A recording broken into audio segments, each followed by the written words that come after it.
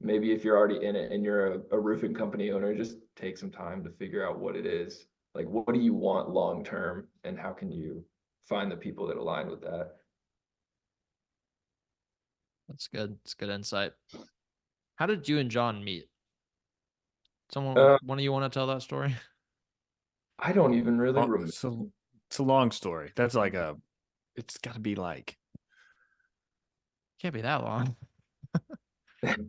7, 8 years ago. Is that right? Yeah, I would say probably we met through going to the same church. That's probably like the easiest way Yeah. to say it. But I And don't, I then mean, actually, I don't remember meeting John ever. There was just a day that we knew I each was other. just here. Yeah.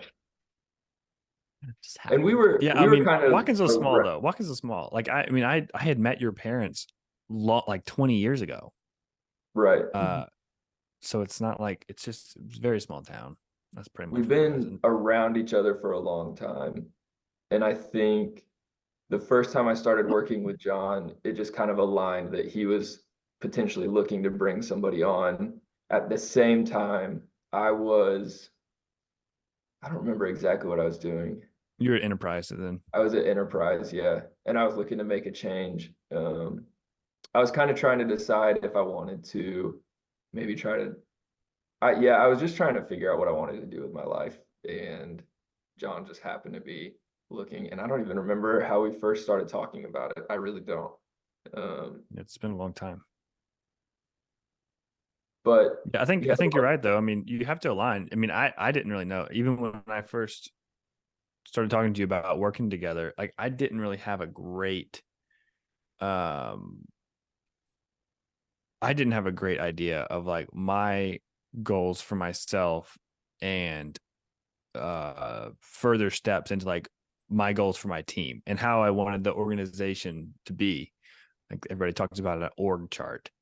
Like I didn't have an idea. I had a somewhat of a framework, but like as far as like getting into the nuts and bolts of what do I want for each individual member of my team? Part of it did relate to money. I wanted people to make a good living, but like the values that we shared and things like that. I think you're right. Like you've got to, as a leader, as an owner, you have to get pretty close to laser focused on that stuff.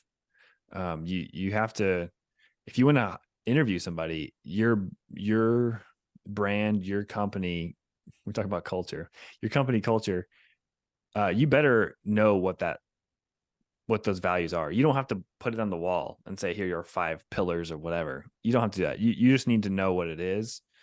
Writing it down is probably helpful. But at least understanding these are the types of people I want to work with every day. This is a big part of your day, a big part of your week, big part of your life. If you're working together, probably try to find people that align with your values and you have a similar mission for what you do professionally. I think that's something that most people don't focus on, including myself. But if you're like, this is what I want, envisioning it is a really helpful activity to do. But just like, what is a perfect day or what is a good day? And not just for yourself, but like for everyone on your team. Are you using the tools?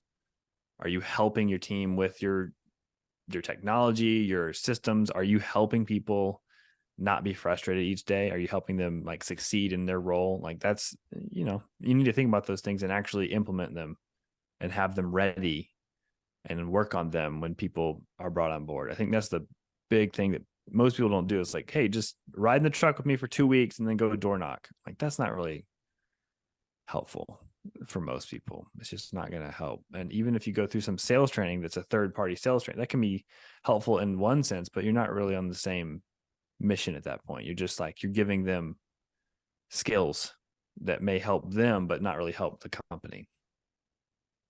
yeah, one, I would say that you're definitely much more focused now on what you want the company to be. I would say that like you're much more clear on what you want the company to be and what you want the mission to be. But I think you at least had enough of a grasp back in 2017 when I first started working with you that I could understand like, hey, we don't know exactly what it's going to look like. We don't know exactly what the day to day is going to be, but roofing companies have always kind of operated in one way, and I want to find a way to do it differently that makes it better for the company, for the customer, and for the roofing industry in general. And so that was enough that I could grasp on of like, I feel like the word disruption or like a industry disruptor gets thrown around a lot. It's kind of like a buzzword. But I mean, essentially, like we were wanting to do that a little bit, maybe not necessarily kicking down doors kind of disruption, but like we're going to quietly try to do things differently, and it's going to be something that people notice. And yeah, and I mean, I at least had a grasp of we were trying to make that sales process better from day one. And we tried a million different things. Like I've done door knocking. I've done just door hangers. I've done sales pitches where I don't meet with the person. I've done where I've sat down at a kitchen table with somebody and stayed at their house for an hour or more. We've tried so many different things, drilling down on figuring out what it is that works. It's going to give somebody that best experience, but still gives them the best end result.